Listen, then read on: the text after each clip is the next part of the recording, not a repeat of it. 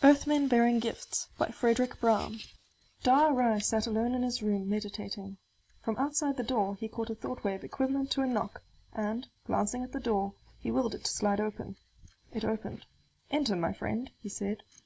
He could have projected the idea telepathically, but with only two persons present, speech was more polite. Ejon Key entered. "You are up late tonight, my leader," he said. "Yes, Key.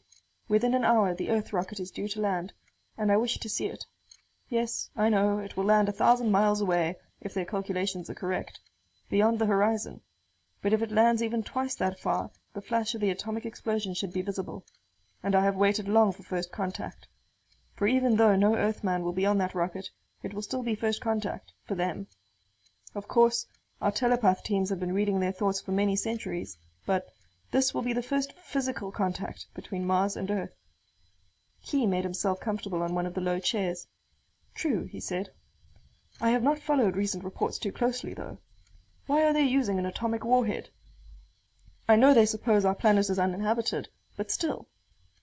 "They will watch the flash through their lunar telescopes and get what do they call it? A spectroscopic analysis. That will tell them more than they know now, or think they know, much of it is erroneous, about the atmosphere of our planet and the composition of its surface. It is, call it a sighting shot, Key. They'll be here in person within a few oppositions, and then—" Mars was holding out, waiting for Earth to come. What was left of Mars, that is, this one small city of about 900 beings. The civilization of Mars was older than that of Earth, but it was a dying one. This was what remained of it, one city, 900 people. They were waiting for Earth to make contact, for a selfish reason and for an unselfish one. Martian civilization had developed in quite a different direction from that of Earth. It had developed no important knowledge of the physical sciences, no technology, but it had developed social sciences to the point where there had not been a single crime, let alone a war, on Mars for 50,000 years. And it had developed fully the parapsychological sciences of the mind, which Earth was just beginning to discover. Mars could teach Earth much. How to avoid crime and war to begin with. Beyond those simple things lay telepathy, telekinesis, empathy. And Earth would, Mars hoped, teach them something even more valuable to Mars. How, by science and technology, which it was too late for Mars to develop now, even if they had the type of minds which would enable them to develop these things, to restore and rehabilitate a dying planet, so that an otherwise dying race might live and multiply again.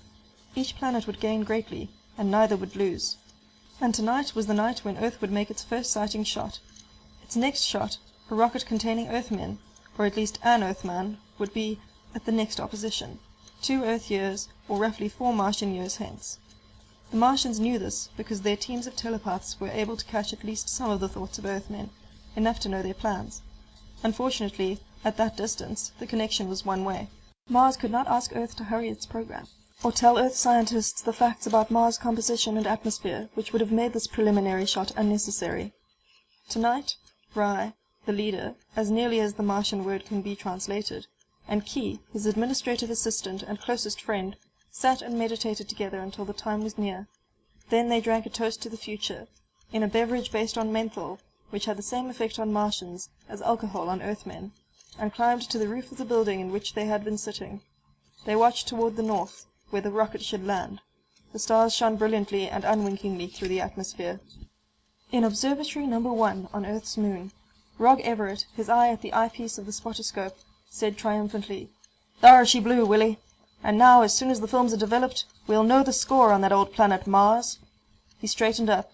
There'd be no more to see now, and he and Willie Sanger shook hands solemnly. It was an historical occasion. "Hope it didn't kill anybody. Any Martians, that is. Rog, did it hit dead center in Syrtis Major?" "Near as matters. I'd say it was maybe 1,000 miles off, to the south, and that's damn close on a 50-million-mile shot. Willie, do you really think there are any Martians?" Willie thought a second, and then said, "No." He was right.